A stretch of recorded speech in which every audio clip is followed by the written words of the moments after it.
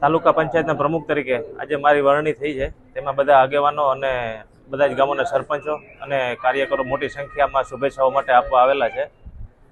તાલુકા પંચાયતના ઉપપ્રમુખ તરીકે લલિતાબેન છે અને કારોબારી ચેરમેન તરીકે કેશુભાઈ વડેદરા છે. એવી કોઈ ઘટના, એવી કઈ ખોટી અફવા બનેલી છે, એવી કોઈ ઘટના બનેલી નથી.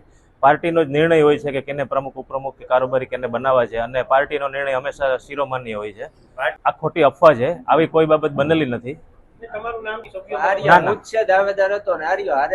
ના ના, એવી કોઈ જાતની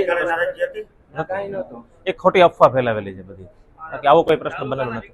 તાલુકાના વિકાસ માટે અત્યારે અમારે રોડ, રસ્તા છે, પાણી છે, એના બધા કામો જે પણ તાલુકાને લગતા છે એ બધા ભૂતકાળમાં પણ કરેલા છે અને ભવિષ્યમાં પણ લોકોની અને ખેડૂતોની અને બધાની સુખાકારી માટે અમે ખૂબ મોટો પ્રયત્ન કરશું કે વધુમાં વધુ કામ થઈ શકે એવું. વિધાનસભામાં મુદ્દો ઉઠેલો છે કે ગૌચરનું દબાણ છે, અને ગૌચરના દબાણ માટે જે તે સક્ષમ અધિકારીઓ દ્વારા જે તે ગૌચર દબાણ છે એમાં નોટિસો આપી દીધેલી છે અને ટૂંક સમયમાં એના માટે કાર્યવાહી કરશે.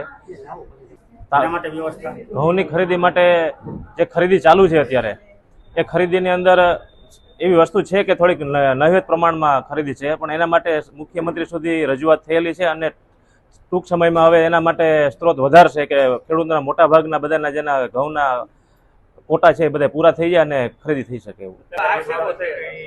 એટલે અમને અમારા ધ્યાન સુધી એવું ક્યાંય આવ્યું નથી કે ક્યાં ભ્રષ્ટાચાર થયો હોય છે. એવો રજૂઆત ના, અમારી સુધી એવો ભ્રષ્ટાચાર થઈ એવી ક્યાંય રજૂઆત નથી આવી. અમે જ્યારે હતા ત્યારે પણ લોકોનો કામ છે અને લોકોનો પ્રેમ અમને હંમેશા માટે મળ્યો છે.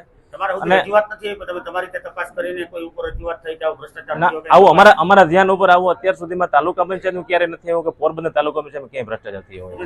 હા, ચોક્કસ કરશું. અમારા તાલુકા પંચાયત લેવલથી કોઈ પણ આવો પ્રશ્ન અમારી સાથે સામે આવશે તો એમાં અમે એના માટે પગલાં પણ લેશું અને જે પણ જરૂરી ઓલો હશે તેમાં અમે એના માટેના કાર્યવાહી પણ કરાવશું.